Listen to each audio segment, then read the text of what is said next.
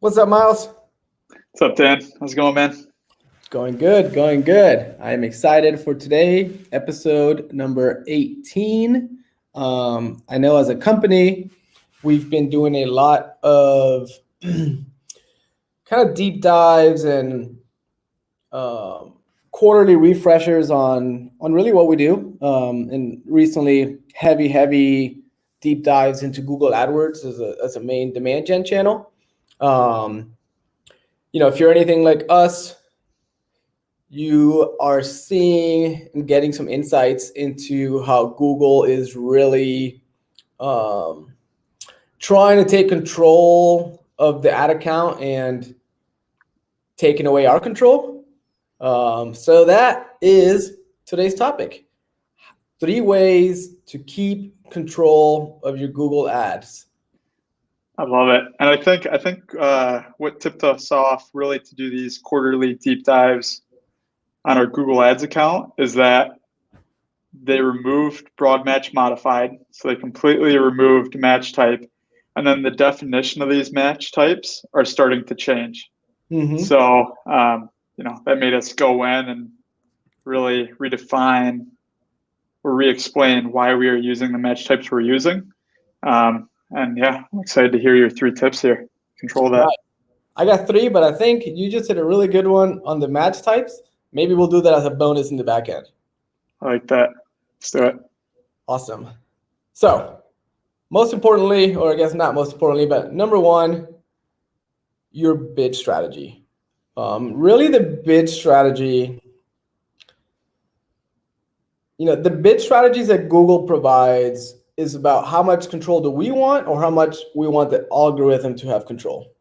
In the past, when it felt like Google rewarded us for ad and keyword quality, we were very heavy in max conversion and target CPA. More recently, we are finding Google's algorithm really trying to really increase our cost per click and increase our conversion cost when we give it too much freedom. So the number 1 initial way to control your Google Ads account is to begin shifting and exploring a manual CPC. Full disclaimer here, a manual CPC campaign is a lot more work. But in a world where we're paying for every click and we want to understand the keywords and the clicks that are bringing people to our website, manual CPC really allows us to get granular and optimize at the keyword level and completely control. I think it's a bid strategy for experts only. So I want to be very clear with that. Be careful shifting to a manual CPC if you don't have the bandwidth or consider yourself an AdWords expert. But it's one of the best ways to control cost and optimize at the keyword level specifically. I really like that. And I think it's really good to start in the exploratory phase of Google Ads. So, when you start with Google Ads and you're trying to figure out what keywords work best for you. I found I started an account with maximized conversions and was in that exploratory phase trying to find keywords that converted well. And Google, I think one of my costs clicked like $450. And it cost me this insane amount of money because it thought it was going to convert, but I didn't have enough data in my account to give that tip to it, I guess. So, yeah. I really like manual CPC. Absolutely, and bring it up to them and wait to see what they tell you. I think you made a really good point, and it allows you to kind of like optimize the keyword, optimize your search impression share, and like individually bid what you feel is best based on the relevancy of that keyword to your specific solution. Number 2, this was a bit tricky, but I think it's really, really important. Google is defaulting to responsive. Whew, I blanked on that one. There we go. To responsive ads and really kind of like hiding the text ad structure. Responsive ads, I will say, don't annoy me too much because I understand Google's ability to quickly test and optimize based on the user query. But we really like to practice what we call perfect relevancy, tie the keyword to the ad, to the landing page, and provide that perfect relevancy through the funnel. So I always want a mix of text ads in our ad groups along with those responsive ads. And really, you have to, when you're going in your ad creation, there's literally a text link that says switch to text ad, even though you selected a responsive ad. And that's how you switch back to text ads. And that's going to allow you to control the user experience better if you need to control the user experience better. I like that. So it's almost that middle ground, having that blend between text ads and responsive ads. Yeah, in the sake of testing, I do want to test text ads versus responsive ads and not just have Google kind of show our customers whatever they want. They don't understand our customer profile. They don't understand our customer needs as much as we do. And we do want some control of that. Yeah. And I do see there's a lot of marketers that are almost getting lazy with it, where they're completely relying on responsive ads, which, we think of Google as their machine learning and algorithms are very impressive, but they're not perfect.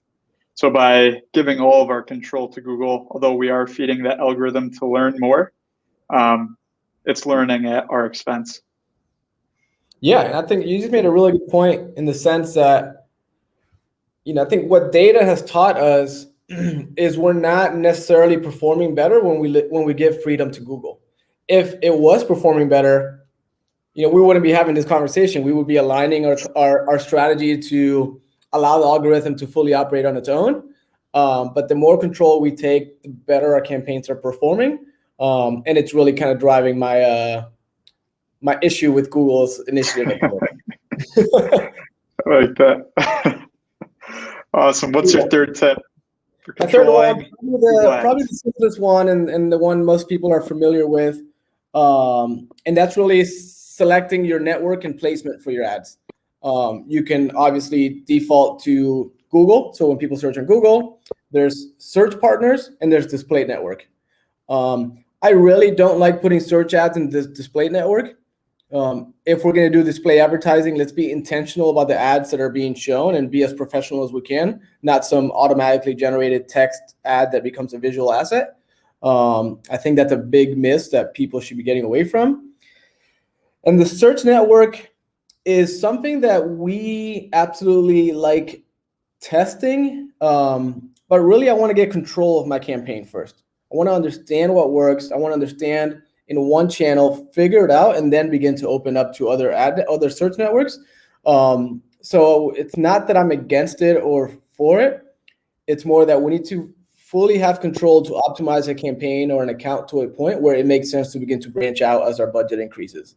So I like to initially control the display network and our partner networks and really focus on Google. And as Google begins to as we get it optimized to a point where it's performing, then start exploring opening up to additional search networks. And something that you've been doing, which I think is awesome, is even taking that optimized account or campaign and loading it into a channel like Google, which for some customer base or some prospects, into Bing, it's a really good platform that is offering us a lower cost CPC and conversions. Yeah, definitely. I mean, so far I'm seeing some really good results from Bing, but I feel very strongly on this search partners and networks thing with setting up a Google Ads search campaign. I believe they hide it so you can spend more money. Now, we have tested for some people or for some clients opening it up to search partners. It does work. For some others, it doesn't. But as a baseline, I think if you're running a search campaign, have it solely be on Google search, not on network partners. Like you said, we can open that up and test that, but they almost hide it. It's like in a drop down and a little checkbox that's already automatically checked for you. So when you're making that campaign, find that checkbox, uncheck it, and then later on you can test that. But yeah, I agree with you. I tend to believe that anytime Google hides it, it should not be trusted. And that's the same thing they're doing with the text ads. So, if they were a more transparent company, they should be more open about what we're executing and not trick people into some of these strategies that may cost them to spend more money ineffectively. Mm-hmm. And on the flip side of the coin, I do kind of understand it, because by them hiding those things, they are training their machine learning or their algorithm. So they are trying to feed it data to make it smarter. But like I said earlier, it's sadly at our expense. Yeah. So dang it, don't Google. Be evil. Don't be evil. Google, remember when Google was founded? Don't be evil. That's gone. And Daniel's not happy about it. But we'll continue to do Google AdWords. We'll continue to share the best practices. We are fortunate that we get to test at hyperspeed as an agency. And I've enjoyed today's chat. So heck yeah. Heck yeah. I think you had one more bonus for us, Dan. The bonus was keyword match types. Oh, yeah. Yeah. What did you have? Match types. Man, we should have a whole nother discussion on this topic. As you know, the modified broad, is that correct? Modified broad structure has been deprecated, which again there's no way around that. Google is kind of limiting our control there. And then the bigger concern that I have is in the past, when I shifted to, as I tightened up and went to exact match types, my cost would go down because I would essentially help Google provide a better user experience. I don't know if I have enough data to say this with 100% confidence, but I have enough data to say this with 90% confidence.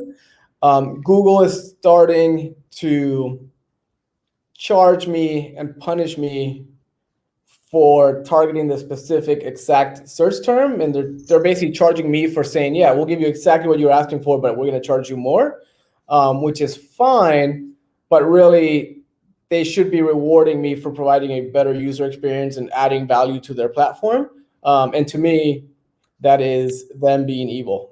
So we can talk about that one at a future time, but really interesting topic, really interesting discussion that I think we could talk for hours on. So we should do that in the near future. Nice. Let's definitely do it. Awesome. Well, that's all the points that I have, and I think all the points that you have. So I can bet you guys, if you implement these 3 ways to control your Google ads, you will see better account performance or campaign performance. And of course, let us know if you guys have any other questions around these topics or these points. And if you want to argue on some of this too. Yeah, I love that. We'll talk through it. Have a great week. Awesome. Thanks, guys.